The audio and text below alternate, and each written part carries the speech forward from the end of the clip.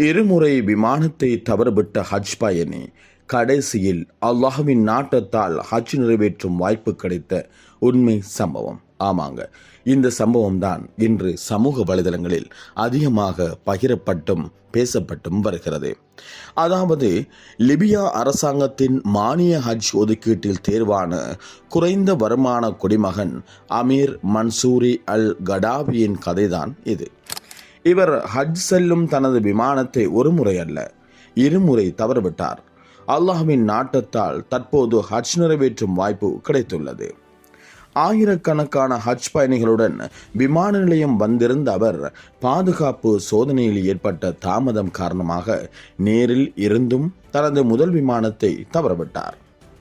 அப்போது விமான நிலைய அதிகாரிகள் அவரிடம் சொன்னார்கள், ஒருவேளை ஹஜ் உங்களுக்காக எழுதப்பட்டிருக்காமல் இருக்கலாம் என்று.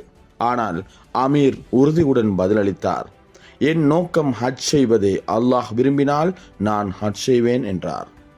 அவர் சொன்ன அடுத்த சில நிமிடத்தில் சுப்ஹானல்லாஹ், அவர் தவறவிட்ட விமானம் இயந்திர கோளாறு ஏற்பட திரும்ப அதே விமான நிலையத்தில் தரையிறங்க வேண்டியிருந்தது. அந்த நேரத்தில் கூட விமானத்தில் இருந்த பைலட் அவருக்கு உள்ளே வர அனுமதிக்க மறுத்தார்.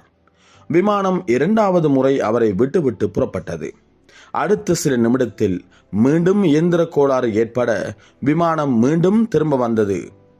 இந்த முறை பைலட் சொன்னார், அமீர் விமானத்தில் இல்லையெனில் நான் விமானத்தை எடுத்து பறப்பதில்லை என்று. சுப்ஹானல்லாஹ், இறுதியில் அமீர் விமானத்தில் ஏறினார். அவர் மக்காவை சென்றடைந்தார். ஹஜ் கடமையை நிறைவேற்றும் பாக்கியம் அவருக்கு கிடைத்தது. ஏனெனில் உங்களுக்காக எழுதப்பட்டிருப்பது உலகமே அதற்கு எதிராக இருந்தாலும் அல்லாஹ் நாடினால் அது உங்களை வந்து சேரும் என்பதை அல்லாஹு தஆலா அமீருடைய விடயத்திலே அழகாக எடுத்துச் சொல்லியிருக்கின்றான். அல்ஹம்துலில்லாஹ்.